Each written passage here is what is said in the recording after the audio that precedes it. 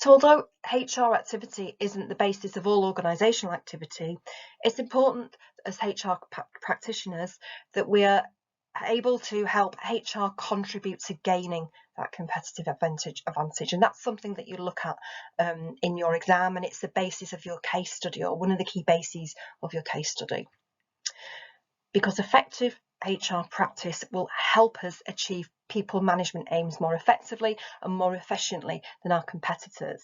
And as I mentioned previously, virtually every organisation operates in a competitive market. And if you read the assessment case study, you'll see the competition that our case study organisation is facing. So the aims are to mobilise a strong workforce, a committed workforce, and once we've mobilised that workforce, to maximise its performance, to manage change effectively and achieve excellence in administration as well. Ensure that we have a sound, solid organisation that is open to scrutiny from outside. Very important. So having said that HR can make a significant contribution to achieving competitive advantage within the organisation, HR can also make a significant achievement to maintaining that competitive advantage as well, to actually staying as the top performer in your market, in your industry. And it's important that we recognise the significance as people as a protective barrier against the invasion of organisational territory, so that we value the people within our organisation and ensure that they wish to stay with us rather than go and work for the competition. We use our combined knowledge and expertise, and that's the concept of human capital, in a unique way within that organisation for strategic deployment.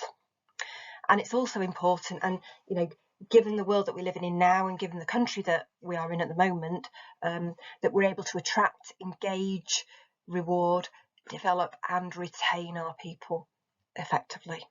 And if we can attract, engage, reward and develop, then the retaining will probably do the job on its own. FEFA suggests there are 16 practices for managing people that will help to obtain competitive advantage. Some of these practices are quite straightforward and will be okay to understand. One or two of them might look a little bit confusing. This is a very well-known piece of work from Harvard Business Review, so you can actually access the full journal article via journals online in the library, but I'm just going to explain one or 2 points. First of all, high wages means competitive wages that will keep someone within the organisation.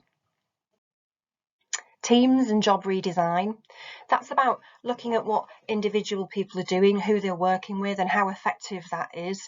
Redesigning jobs so that people can be more effective in those jobs and that people can actually enjoy those jobs more, and so they can be challenging for people rather than expecting people to do the same thing day in, day out, year in, year out. Cross-utilisation and cross-training is about achieving a multi-skilled and therefore much more flexibly deployable workplace or workforce. Symbolic egalitarianism is about achieving the impression that there is equality within the organisation, regardless of the level at which somebody is employed. So, for example, having everybody eat in the same staff canteen, regardless of whether or not they're the chief executive or managing director, or the most junior member of staff within the same organisation.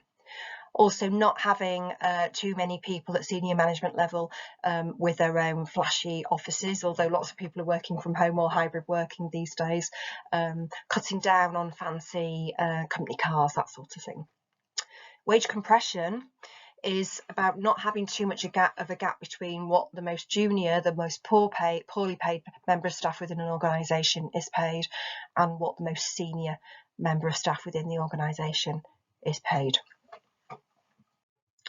Overarching philosophy is about having a mission or a set of values within that organisation that everybody can engage with, and if they agree with those, if they respect those values, then they're much more likely to demonstrate what we call organisational citizenship and really invest of themselves within that organisation.